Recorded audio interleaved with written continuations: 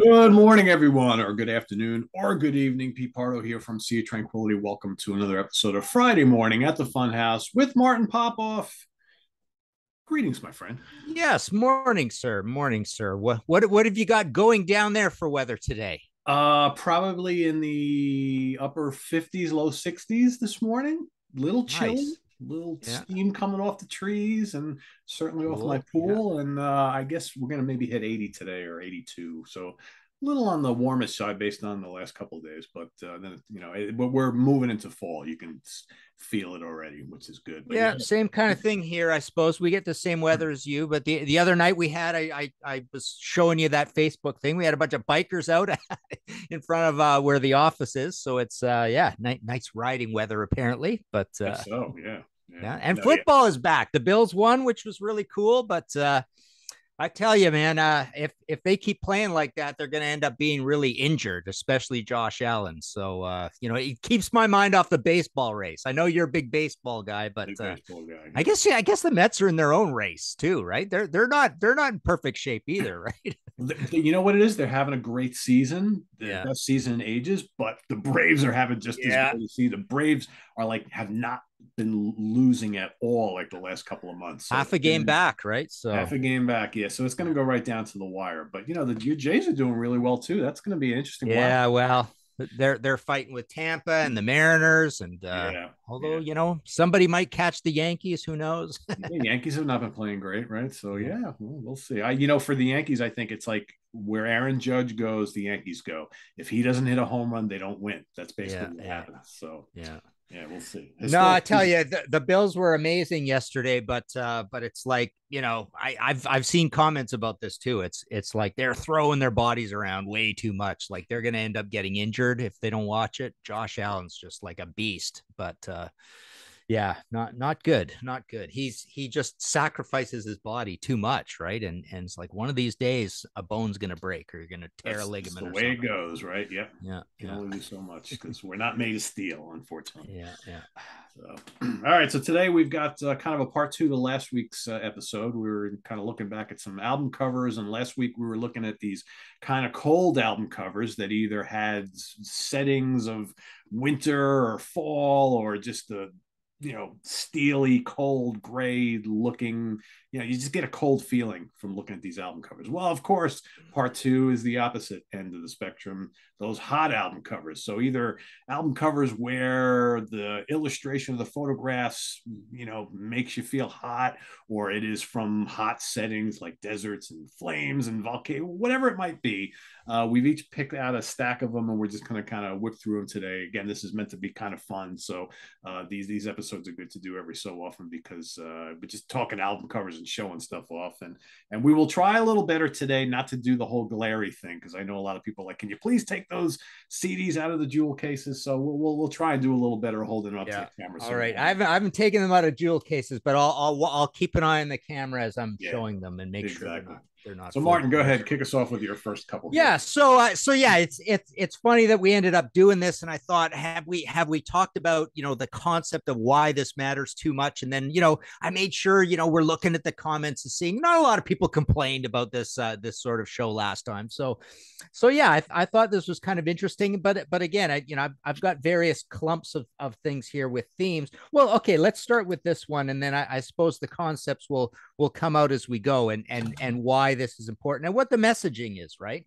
Um, which I suppose, I mean, to start with, the messaging of this is like we're an energetic band. We're connecting with you. It's a hot, sweaty club. We're powerful and all that. So it's the opposite of being detached and thoughtful and mournful and overcast weather and all that, where you're trying to be really serious and somber with presenting yourself with the cold imagery. So one band that I thought was kind of funny in this direction, and I don't know if it's been working for them particularly, is Judas Priest. So, famously they had the yellow album cover of Screaming for Vengeance. But once Ripper got in the band, they got in this sort of red theme to everything. Jugulator, flames, red eyes. Okay, we gotta work on the glare here. There we go.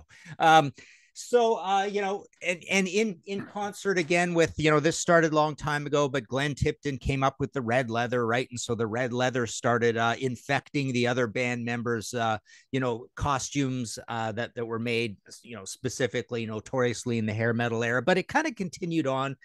Demolition is all red and black, with the new theme. We've got Live in London looking like that, more red and black. You get to the Live in London album cover, and it's just basically a hot, sweaty pre-show. And then it kind of continues on, when Rob's back in the band, Touch of Evil. There you go. So we got the red burning, the burning earth there, big ball of fire. And then, I probably could have saved this for the last of, when we sort of posited saying, let's go coolest to hottest, right? This is about as hot as you can get. Yeah. This literally looks like, to quote Anvil, forged in fire. This is literally, steel being torn apart. Great album cover. Oh, yeah. But it's just, it's called Firepower. This is about as hot as you can get. But I don't know. These sorts of monster imagery illustration Priest album covers, eventually the sort of effect wears down, or you get melted by the heat or something, and you can't think anymore. It's just too hot for you. So yeah, Priest is a funny one, and I just felt that the theme was way too overused through those Ripper years, and it just kind of stayed on, sort of thing. Well, it's kind of like heavy metal cliche, right? Yeah. All right, so I'm going to be kind of like all over the map with this, because I think, like Martin was just explaining, there's lots of ways that you can depict this whole heat or hot type of thing. And so in addition to some stuff like the Priest, I have lots of that as well. But there's others that like album covers that are hot in a different way. So how about like the hot young band looking hot as hell on the album covers, looking sweaty, like they just walked off the stage and they're posing for pictures. Yeah. Little bits of red. I'm sure Martin knows where I'm going here. The first Van Halen album. Ah, yes. I mean, that's like classic, right? So you got, Eddie's got the red kind of flamey thing off his guitar, and you've got his brother there in red, and then David Lee Roth, look, he's all sweaty coming off the stage, definitely on the back as well. So I thought that was a kind of a good depiction of like kind of heat. And then how about like Alex, to quote Van Halen on that, is on fire almost, right? Fire. It looks like, exactly. Oh, someone lit the drummer on fire. Exactly, right? Yeah. So that is, I've always thought that kind of like this certain like, temperature coming off of that album cover. I'm not really sure, but and then how about like a photograph that just exudes like sexual heat? Love at First Sting by the Scorpions. Oh, sorry, by Scorpions, not the Scorpions. Scorpions. Exactly. Yeah. So yeah, I mean, I remember as a kid getting this, and I'm like, oh, look at that. It's like, man, so that's kind of hot. I was going to bring that up with the show that we did the other night with Hack, but then I thought, Hack said the Scorpions a whole pile of times here. I'm not going to start correcting him here, with the Hack. Well, watch the UK. Yeah, that always drove me crazy. Watch the UK connection tomorrow, Martin. We do a whole thing on that. Yeah, so we referenced the Hack show a couple times, and then Stephen Reed kept correcting himself and saying, no the. I'm like, all right, yeah. So how about, all right, so here, this is just hot, right? So this is like volcano hot. Ultimate Sin by Ozzy, right? So again, all the reds, you got the smoke, you got this, Ozzy, this weird, whatever kind of bat creature he is right here, and then the volcano erupting in the background. So that, of course, is hot. And all right, I had to throw this one in here. This is me trying to be a little funny here. So how about Bark at the Moon? I'm looking at Ozzy there thinking, God, he must be hot in that fucking costume, right? Yeah. He used to complain about that all the time. Yeah. I know, right? That must have been the longest photo shoot of his life. So, I get hot just looking at it. I'm like, oh my God, wearing a costume like that. It's like, oof. Back to you, Martin. Yeah. All right. So my next one is the, I've mentioned this before, but I don't think we've really had the opportunity to show these very much. But the whole, Seattle grunge aesthetic of Charles Peterson photography with the he basically had this thing, and he was doing it a lot for Sub Pop Records. So Sub Pop really had the identity of being this label with a certain kind of music and with certain kind of album covers, with these black and white album covers. I mean, down here with the Super Unknown doesn't quite line up. The Super Unknown's kind of like hot and cold at the same time. You got hot at the top and cold at the bottom, but this is an iconic look of these things, these Charles Peterson. He used a wide angled lens. He wanted to he said his idea was to capture what it was like in one of these hot, sweaty, claustrophobic clubs. And we've got there's a better picture of the front cover of that Screaming Life combined with FOP. But there's a perfect example. This back cover is the iconic sort of blurry. He allows it to blur. Occasionally there was the negative idea. So here's the Great Bleach album where he's done it in negative. There's always hair flying around. You can't see their faces. The tip.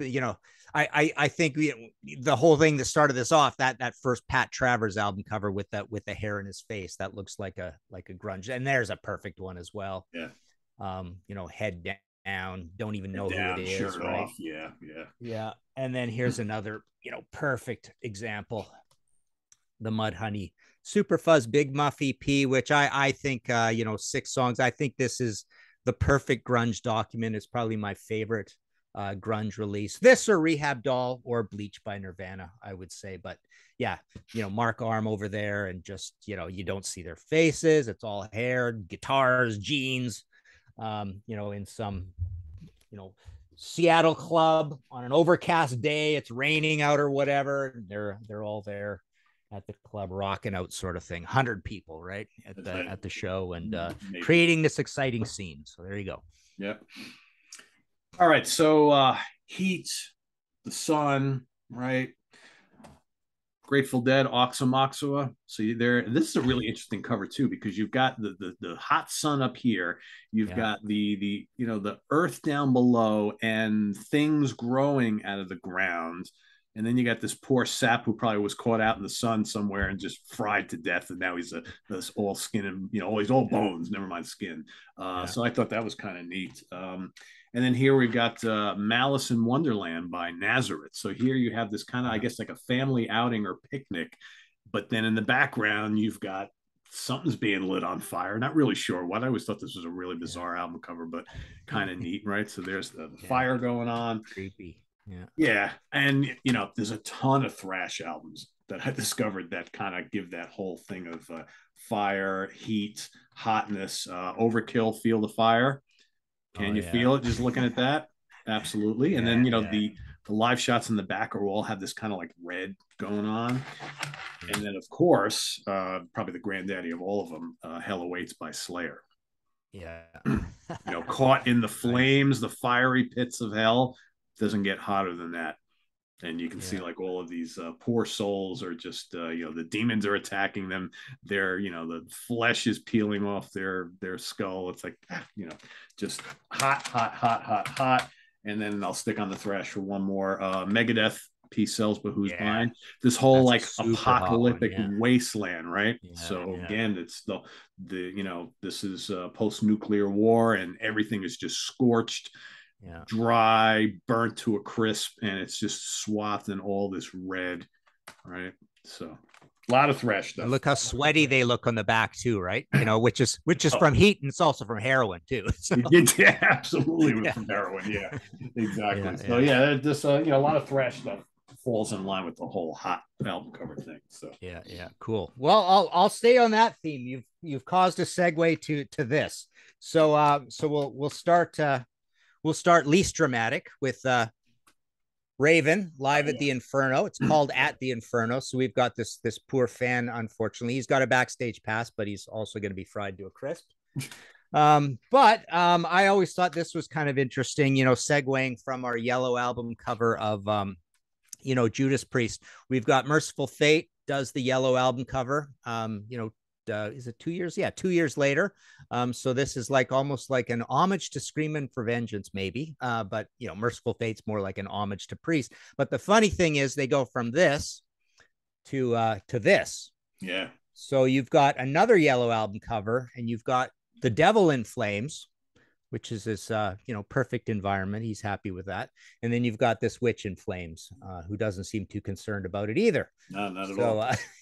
So yeah, kind of funny how you get this transition, and they're both Yellow album covers. So there you go.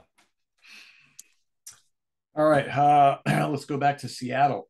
How about Alice in Chains? Wow. So here, I mean, so this is like, there's a lot of ways to interpret this. So do you have this poor young lady who collapsed in the desert from the heat, and here she is, just her body decomposing in the mud, in the dirt, so to speak. You look at this and you feel hot, you feel dry, you feel just evaporated, sort of. How about Pink Floyd, Wish You Were Here? And again, you can't really see it. I'm trying to hold up really close, but here you've got the two gentlemen shaking their hands, and the one guy is bursting into flames. Yeah. Awesome Hypnosis album cover right there. Yeah. Desert scenes are very, very popular on album covers. So here you have Long Road Out of Eden by the Eagles again. And then, here you got the knuckleheads walking in the desert. It's not something I would want to do. And you see these poor guys and thinking, man, they must be thirsty, right? So, and then how about some power metal, Primal Fear, Nuclear Fire? Again, this whole thing of nuclear war and flames and all that sort of thing. So here you've got the Primal Fear, Eagles or Ravens, whatever, just kind of flying around trying to escape the heat. So that might win for hottest album title. And so far we've got Firepower and probably that Megadeth for hottest album cover. But yeah, I think so. And that's Dirt reminds me, looking at that, it reminds me a little bit. Another hot one I didn't bring out is Midnight Oil, Diesel and Dust, which is a desert sort of scene and looks very hot. So okay, so on a different tack, fond memories of us doing that Little Feat episode. So I've got a bunch of Little Feat later CDs here. And what you get out of this is that transition of these guys, even thinking of them as even a California band, into almost like a New Orleans band. And they really have that sort of sound. So this is like hot and party and zesty and a lot of activity and dancing outside. Here we got High Wire Act live in St. Louis, which is a very hot town temperature wise. And you've got Under the Radar here, a lot of activity there, all the jagged stuff going on. It's just very busy. So Little Feat, it just always seems like, the look of these albums, you start adding them up, and even all the Neon Park stuff before it just feels like a big Tex-Mex party kind of thing. And that's what they sound like. And man, these later Little Feat albums are as cool as the early Little Feat albums, but they're all very outdoorsy and hot and summery and sunny. You think of all those early illustrations on the 70s ones and stuff too, right? Yeah, and you bring up a good point with the whole New Orleans thing, because that's kind of how they come across with their music. And as someone who's been to New Orleans, I can tell you it's really damn hot down there, especially it's like hot and sweaty. You just standing, it's hot and sweaty. So and they have that kind of feel goodness that to their music, which is very indicative of a lot of the music you'll see down in New Orleans, or hear down in New Orleans, I should say. All right. We talked about this album cover as one of the worst album covers of all time, and it truly is, but it is a very, very hot album cover. How about Pantera reinventing this poor sap? What is he doing? I don't know. Is he moshing in a big ball of flames? I don't know. Yeah, it's just kind of ridiculous. That's got like two things censored out, right? It's got like his genital area, right? Yep, I think. Yep. And then also the bottle, right? The bottle like, how stupid is that, eh? So it's like, here's an after, we have to do this with this. It's like when you've got people singing on TV and you've got to bleep it out and just ruins the whole thing, right? Yeah, it's like, why bother at this point? Yeah. And the parental guidance sticker on the front too. Oh, right? Yeah. Man, yeah. Yeah, why Just bother with him there? Because it's just like, yeah. yeah, yeah. All right, here's an Australian band. Speaking of volcanoes, Volcanic Rock from Buffalo. Oh, yeah, Very cool band for those who haven't heard them. And again, yeah, red everywhere, right? But yeah, yeah. just how hot is that? And then this is fairly recent. So how about Deep Purple Whoosh?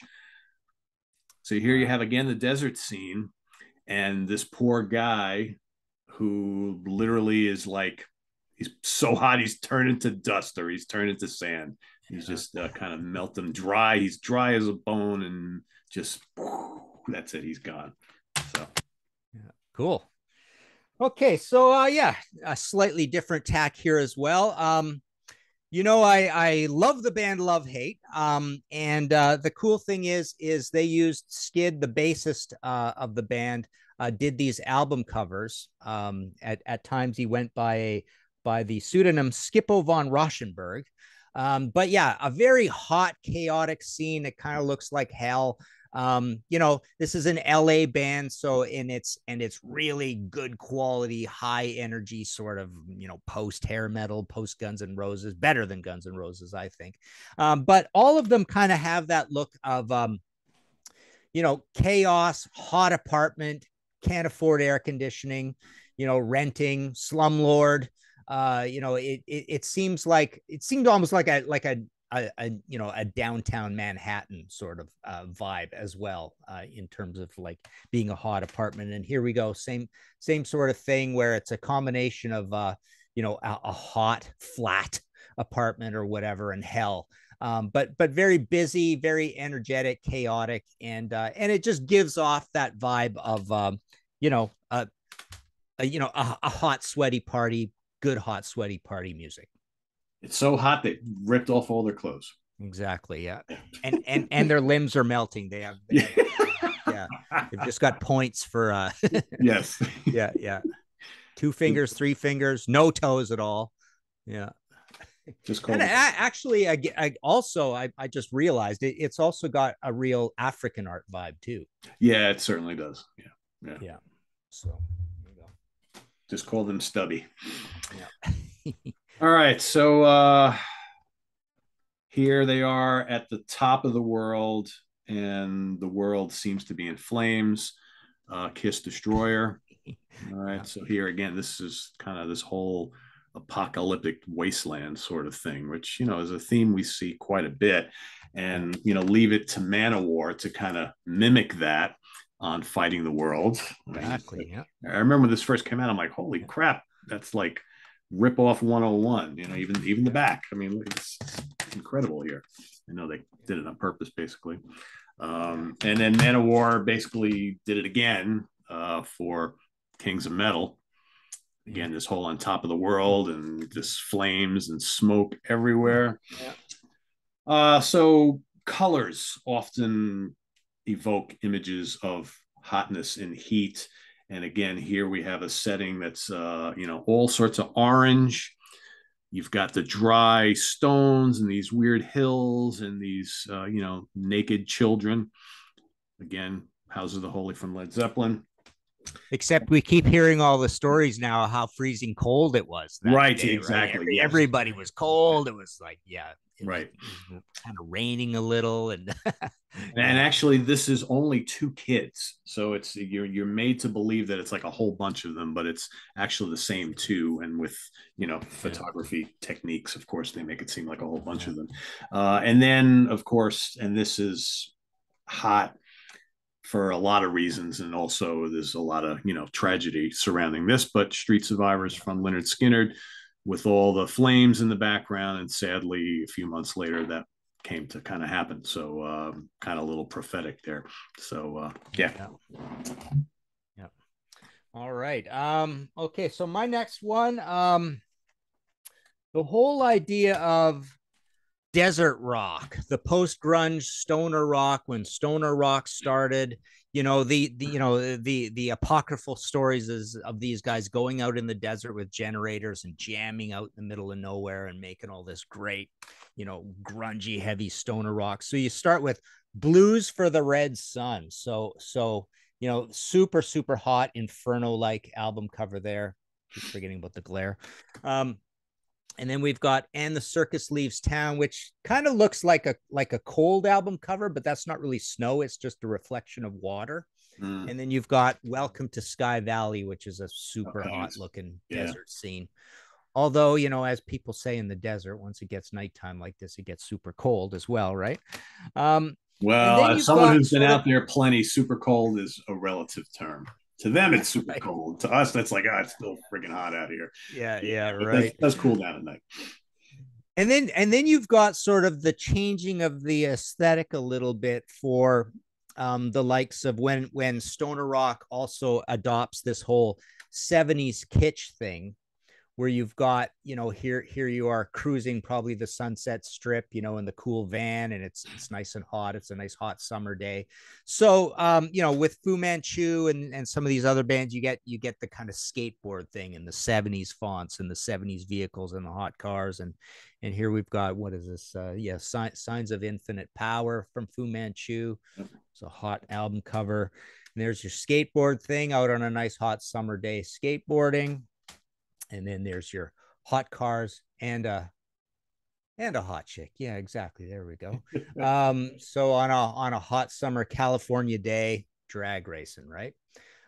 So this whole desert aesthetic gets reflected in this, and these bands are from there. They're from LA. They're from interior of California and New Mexico and Arizona and all that sort of stuff, right? So yeah, you've got a real a matching up of this music. And the Desert Sessions, they had the whole EP series of the Desert Sessions, and a lot of that music kind of gives you that feel as well. I mean, I think it's very well named because it's just kind of, I don't know, slow, bassy, blobulous, melting. Yeah. All right. On a hot summer night, would you offer your throat to the wolf of the red roses? Yes. So here you have a whole series of albums by Meatloaf, Bat Out of Hell, that again, these album covers kind of may or may not depict actually look at that crack. Holy shit. Need to replace that jewel case. Kind of don't really depict the music from within, but they are striking album covers and they are hot. Again, the guy on the motorcycle, coming out of the grave, coming out of hell scenes everywhere. It's the same thing with the sequel. All right, again, the bats. There's the guy on the motorcycle. It's all kind of these demonic scenes, and then of course in part 3, you've got once again, these striking album covers that look more like power metal than the kind of rock and roll that Meatloaf sings, but still pretty cool. And then how about, I don't know if you can really see it. Let me see if there's a better picture inside. Yeah, here we go. So here's kind of like a desert scene. So Styx, the serpent is rising. So again, that's a perfect kind of like Arizona or desert scene with the snake obviously right in the front. So yeah. There you go. Cool. Yeah, and Meatloaf is kind of a funny one. You think, we haven't really talked about how, the real link up with the music on some of these. Sometimes it doesn't really have to link up with the music, but so Meatloaf's music doesn't seem particularly hot, but then also you think of him live and he's like sweating up a storm and you're worried he's going to have a heart attack and his hands shaking like this. And very sexual lyric. Stringy hair, the white shirt, the look of the the near the end of the wedding look, right? With his shirt and no tie anymore and all that kind of thing, right? I don't know if he started with the tie in there, but you know what I mean, right? Just he looks like the guy like just as the wedding's about to shut down. He's been drinking all night. He's been dancing. Get this guy out of here. Yeah. Okay, so my next one is it's a theme we've talked about a little before, when, again, generated by the Pat Travers idea, where I've always had this idea with certain albums that they just seem like they were recorded out on a blazing hot summer festival gig. Everybody's getting sunburn, and that's why Pat Travers' Go For What You Know just seems like this. I don't even want to think of that thing being recorded in a club or something, right? It just ruins it for me. It just looks like it was recorded with those pictures on the back cover, right? And in the exact same way, I've always felt the same about Foghat Live, Yeah. because on the back of Foghat Live, this is what they look like, right? So you're led to believe it was recorded there. I don't even remember now what the deal is where Foghat Live is recorded, but I'm pretty sure Pat Travers was recorded in a club. And let's see, RCA Mobile, blah blah blah. It doesn't really say. But yeah, this looks pretty heroic, but this and it looks indoors actually, but this obviously looks outdoors. And I've all often said the exact same thing about I think those pictures on the back of Van Halen Diver Down help that record. It really helps you feel like it's a party. Hey, we're doing all these covers. It's just a fun record. But the one that also bothered me in exactly the same way, always, always, always, was MC5 Kick Out the Jams. So I look at that, and I've always thought, and I look at that, even though it's see, MC5 was known for their some of those iconic outdoor shows. There was the Democratic National Convention and some other things. They were quite a political band, or at least they were, put out by the manager John Sinclair that way. But and then of course I've probably shown this before, but this is really cool. So I got it signed by 3 guys on the inside, and they're looking hot. They're all naked because it's a hot photo shoot, right?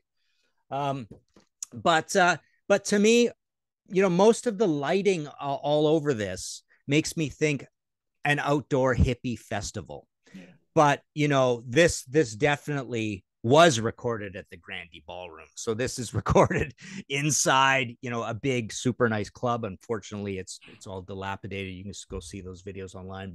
But to me, yeah, this record is just I can't break up the the feeling that this was recorded outside.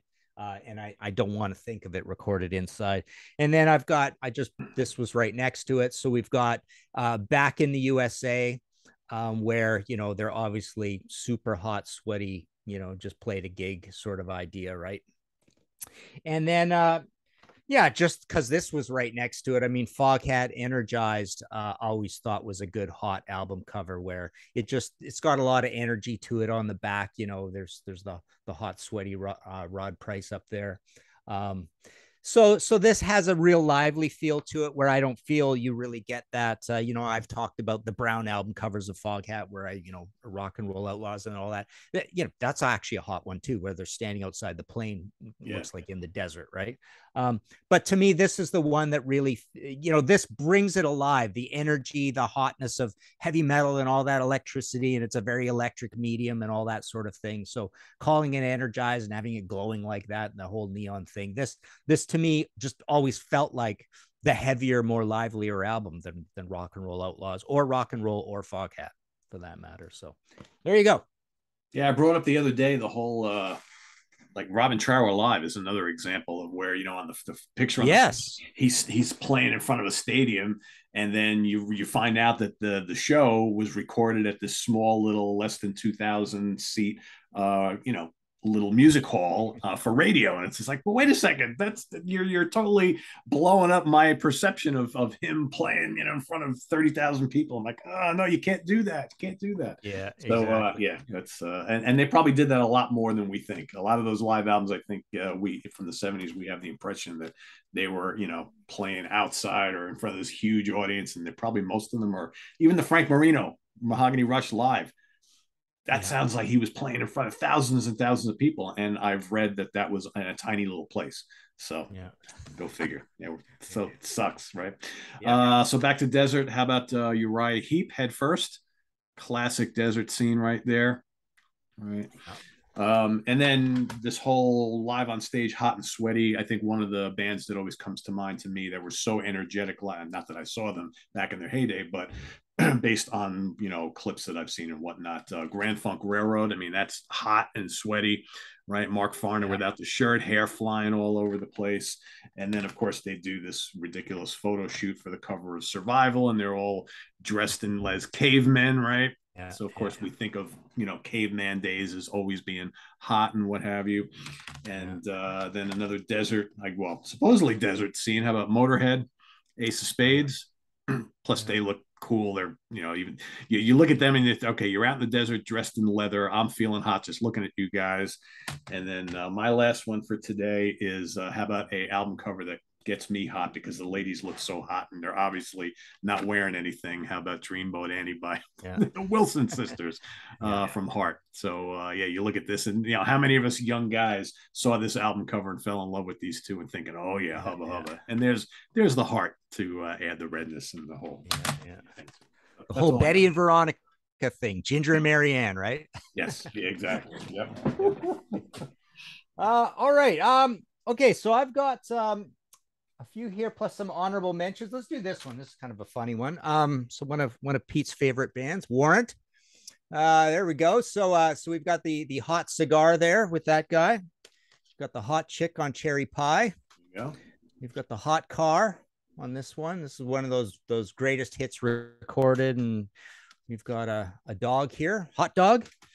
We've got family picnic in hell for that one, and then we've got just some hot blob of lava flying around on Belly to Belly. Makes no sense whatsoever. But this is this era where we're getting these kind of quick designs. No one knows what the message of the band is, but they keep it hot. And then finally, what can be hotter than a devil holding a bottle of hot sauce? There you go. There we go. And it's even called Born Again, which references the Born Again album, which is a hot album cover, right? With that little devil on it. Maybe it's that devil grown up. Yeah. And he's hawking a hot sauce. So there you go. That's pretty cool. Yeah, I didn't even think there are other Black Sabbath albums because I know we did a little Sabbath last week, but easily Born Again, easily Sabbath, Bloody Sabbath, right? There's probably a couple others that are kind of a little on the hot side, but yeah, I opted to stay away from Sabbath on this particular episode. Deep Purple too, like Burn with the hot candles and for sure, yeah. Great album cover, yeah. Got any others? So, yeah, just a quick kind of an honorable mention one here is the band X, who I love so much, one of my favorite bands. But there's the the X in Flames, and again it's that association with California. They're a quintessential LA band, but there's X Wild Gift. So there's just a sort of, there's your hot tenement again, like the love-hate thing, right? He's got the window open because it's just blazing hot in this tenement. And there you've got the busy live show live at the Whiskey A Go-Go on the fabulous Sunset Strip. So yeah, just a lot of energy to it, just kind of like their music. Their music has like a country western vibe, a punk vibe, a little bit of heavy metal riffing, a little bit of roots rock to it. So all actually hot music genres in a way, right? And then my final one was the whole idea of associating these things a little bit with the season that you got them in and the season they came out and your memories of it, getting this album in the summer, which we haven't really talked about. We talked about that a little bit in the Cold episode, but one of my favorite memories is finding this downtown Trail, BC, and biking down to the store and getting it. And then it's on red vinyl. Oh, there you go. Right. And the super hot looking devilish shot on the back. But I just remember getting this. So I biked downtown, which is like 3 or 4 miles downhill, 5 miles downhill, and had it strapped to the back of my bike, hoping, okay, I'm going against time here on this hot summer day. Is this thing going to melt on the back of my bike, right? And then got this the summer of '79, which Highway to Hell, it's hot or whatever, but and they are in the shoot out on a highway. This was New York City, just outside of New York City. But yeah, I always, the idea, we talked about the Rush albums, a lot of them being associated with getting them as winter's approaching or around wintertime or whatever. AC/DC, I didn't do the check, but it'd be interesting to see bands do that. Bands kind of get in a groove and it's somewhat based on the cycle sometimes, but they also get in a groove where they probably start subconsciously associating themselves with putting out a new album in a certain season and doing a certain kind of work in that season, whether it's, touring happens year round, but it's a different type of touring you do in the summer. And then later on in life, it got really different where, a lot of our favorite bands, it's festival season, right? So it's the time you go play those big festivals in Europe, and sometimes they don't do much else other than that. They just do that and they mix it in with their vacation, right? Well, especially now, right? Because a lot of these bands that we're kind of talking about are much older bands. And back in the day, so if we're going back to the 70s and the early mid 80s, bands were touring constantly, like all year long. It wasn't so seasonal, and probably less festivals back then. Now it's like, yeah, absolutely. Summertime is festival season all throughout Europe. And a lot of these older bands, they may do sporadic dates throughout the year, but their bread and butter is playing those festival dates in the summertime, or like playing these package tours. Like, like for instance, I just saw Styx, REO Speedwagon, and Loverboy like a couple weeks ago. And most of these bands, that's their big bread and butter, is to play the big outdoor places and the fairs all summer long with other, a couple other bands for these package tours, and they make a lot of money doing that. So yeah, it's kind of a summertime thing, as opposed to, like I said, the old days where they would tour whenever. You'd see these bands whenever, see them in February, see them in March, see them in August, October, whatever. It doesn't really matter. It's like whenever they make it around. So yeah, maybe we've got an episode there. Think about. I mean, it's going to be a lot of research, but I wonder if there are those bands that are really, really exclusively. We put out all our albums in the winter. We put out all our albums in the summer, right? Yeah, because we joke all the time here, me and myself and Stephen Reed and Simon Bray, about Magnum, who seem like every year they put out a new album in January, and they're like a January band. And I bet you there's a lot more than we realize. Yeah, we would have to research that, but yeah, interesting. Yeah.